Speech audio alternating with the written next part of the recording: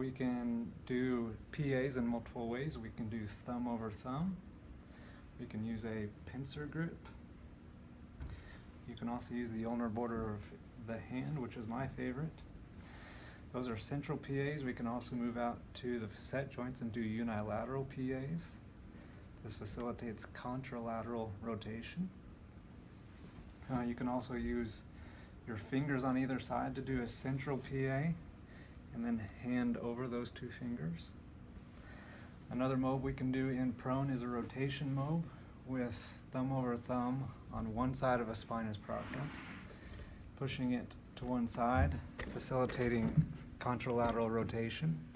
You can also block the upper and lower segments as you push one spinous process to the side. And another one we have in prone is for the costovertebral joint, where we stabilize one transverse process, hop over to the contralateral costotransverse joint, move off the costotransverse joint a few inches from the spinous processes, put my hypothenar imminence on the rib, make sure you're on the rib and not the transverse process, stabilize contralateral TP, and mob the rib in an inferior and lateral direction. Mobilization for the lower ribs is done in side lying. It's an indirect mobilization using the shoulder.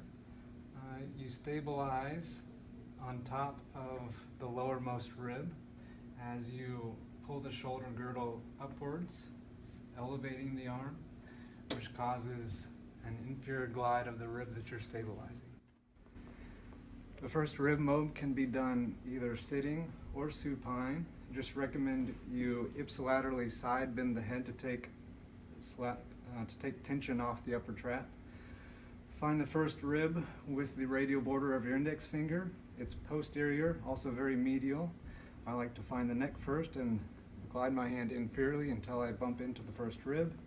And the mobilization is in an inferior and medial direction towards the opposite hip.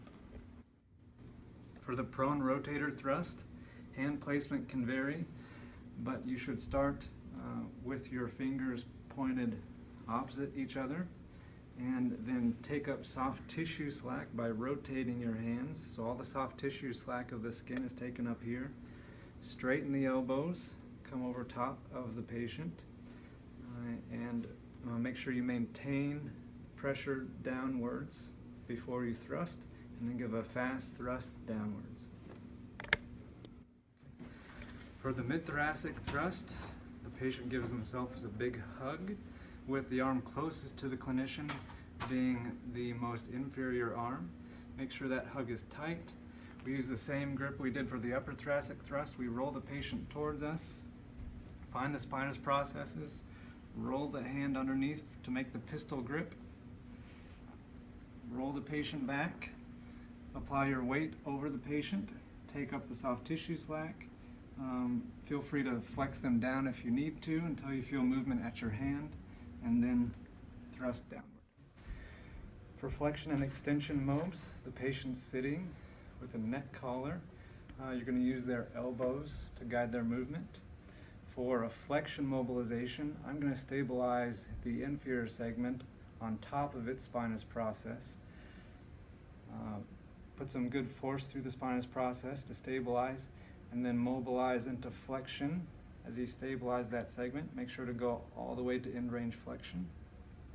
For extension, just the opposite, stabilize underneath the spinous process of the inferior segment as you push the patient's thoracic spine into extension, approximating the spine. For the upper thoracic thrust, you ask the patient to make a neck collar.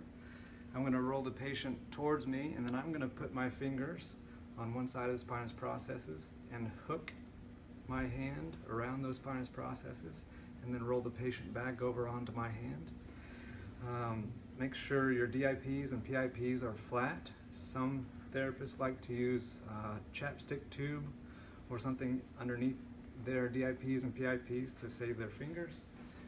Just make sure you're comfortable. So I'll roll the patient over, feel the spinous processes, and my fingertips go on the far side of those spinous processes, and then I roll my hand under to make the hook the pistol grip and then roll the patient back. And then I flex the patient up until I feel movement at that segment. And then all the pressure goes through the elbows and the shoulder girdle. And remember just to take up soft tissue slack before you